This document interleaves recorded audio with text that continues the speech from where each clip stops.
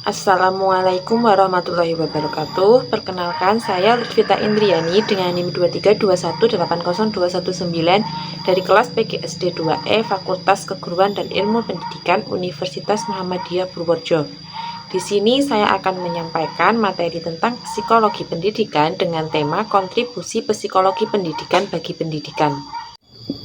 Yang pertama, A. Kontribusi psikologi pendidikan bagi pengembangan kurikulum. Kontribusi pendidikan bagi pengembangan kurikulum terutama berkenaan dengan pemahaman aspek-aspek perilaku dan perilaku dalam konteks belajar mengajar. Kajian psikologi pendidikan dalam pengembangan kurikulum memperhatikan keunikan yang dimiliki oleh setiap individu, baik ditinjau dari segi tingkat kecerdasan, kemampuan, sikap, motivasi, perasaan, serta karakteristik individu lainnya. Kurikulum pendidikan mampu menyediakan kesempatan kepada setiap individu untuk dapat berkembang sesuai dengan potensi yang dimiliki, baik dalam hal subjek matter maupun metode penyampaiannya. Dalam konteks pendidikan di Indonesia, kurikulum berbasis kompetensi menekankan pada upaya pengembangan pengetahuan, keterampilan, dan nilai-nilai dasar yang direfleksikan dalam kebiasaan berpikir dan bertindak. Kebiasaan berpikir dan bertindak secara konsisten dan terus-menerus memungkinkan seseorang menjadi kompeten, memiliki pengetahuan serta keterampilan dan nilai-nilai dasar untuk melakukan sesuatu. Adapun aspek pengembangan kurikulum yaitu 1. Aspek kompetensi, pengetahuan, keterampilan, dan sikap yang diperoleh siswa dalam satu atau lebih kegiatan pembelajaran. Yang kedua, aspek penggunaan perangkat ajar. Guru menggunakan berbagai perangkat ajar seperti buku teks, referensi tambahan, dan perangkat ajar yang sesuai dengan konteks lokal. Yang ketiga, aspek pengembangan kurikulum operasional sekolah. Sekolah mengembangkan kurikulum satuan pendidikan berdasarkan kurikulum satuan yang disediakan oleh Kemendikbud dan berbagai referensi lain. Yang kedua, B. Kontribusi psikologi pendidikan bagi pengembangan program pendidikan. Kontribusi psikologi pendidikan bagi program pengembangan pendidikan sangat penting dalam berbagai hal. Yang pertama, yaitu psikologi pendidikan membantu dalam pemahaman tentang bagaimana siswa belajar dan berkembang secara individu. Hal ini memungkinkan pengembangan strategi pembelajaran yang lebih efektif dan sesuai dengan kebutuhan siswa. Adapun aspek utamanya meliputi yaitu 1. Desain kurikulumnya efektif. Psikologi pendidikan membantu dalam merancang kurikulum yang sesuai dengan tahapan perkembangan kognitif, emosional, dan sosial anak. Ini memastikan bahwa materi pembelajaran disajikan dengan cara yang paling efektif dan dapat dipahami oleh siswa.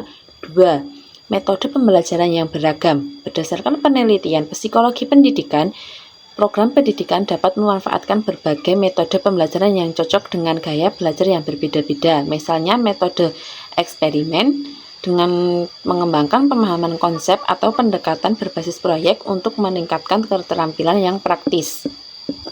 Yang ketiga, C. Kontribusi psikologi pendidikan bagi sistem pembelajaran.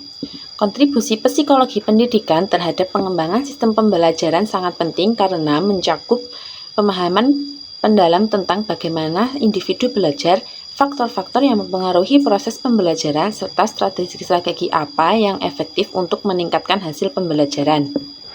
Adapun kontribusi utamanya meliputi 1. Teori pembelajaran. Psikologi pendidikan menyediakan berbagai teori tentang bagaimana orang belajar seperti teori konstruktivisme, behaviorisme, dan kognitivisme. Sistem pembelajaran dapat dikembangkan berdasarkan prinsip-prinsip ini untuk meningkatkan efektivitas pembelajaran. Yang kedua, pengukuran dan evaluasi. Psikologi pendidikan membantu dalam pengembangan alat pengukuran dan evaluasi yang akurat untuk mengukur pemahaman siswa dan mengidentifikasi kebutuhan belajar siswa. Yang keempat, D. Kontribusi psikologi pendidikan bagi sistem evaluasi. Kontribusi psikologi pendidikan bagi sistem evaluasi sangat penting.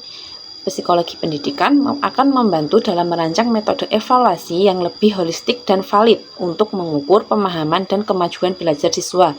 Hal ini akan melibatkan pengembangan tes yang lebih akurat, penggunaan teknik penilaian yang adil dan sesuai dengan perkembangan psikologis anak, serta interpretasi hasil evaluasi yang lebih mendalam untuk mendukung pembelajaran yang efektif dan perkembangan siswa secara keseluruhan. Sistem evaluasi dibagi menjadi tiga. Yang pertama, teknik evaluasi. Teknik evaluasi bisa dilakukan dengan cara yang pertama, 1. Ujian tertulis. Tes atau ujian untuk mengukur pemahaman siswa terhadap materi pelajaran tertentu. 2. Pemantauan kelas. Observasi langsung oleh guru terhadap aktivitas dan partisipasi siswa di dalam kelas. 3. Tugas atau tugas rumah. Penugasan yang diberikan kepada siswa yaitu bertujuan untuk menyelesaikan di luar kelas yang biasanya menguji pemahaman mereka. Yang kedua, jenis tes yang bisa digunakan, yaitu 1. Tes objektif atau pilihan ganda benar dan salah. Tes yang terdiri dari pertanyaan dengan jawaban yang sudah ditentukan yang memungkinkan penilaian cepat dan objektif. 2. Tes esai. Tes yang memerlukan siswa untuk memberikan jawaban panjang atau pendapat mereka tentang topik tertentu yang dapat mengukur pemahaman mendalam dan kemampuan berpikir kritis. 3. Tes berbasis kinerja. Tes di mana siswa harus menyelesaikan tugas atau menunjukkan keterampilan dalam konteks nyata, seperti menulis artikel, melakukan eksperimen, atau mempresentasikan proyek.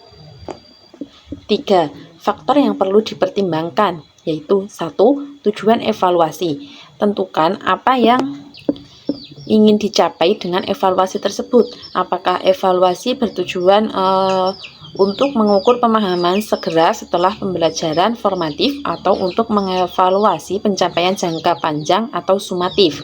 Yang kedua, siklus pembelajaran evaluasi formatif biasanya dilakukan secara berkala selama proses pembelajaran untuk memberikan umpan balik segera kepada siswa dan guru.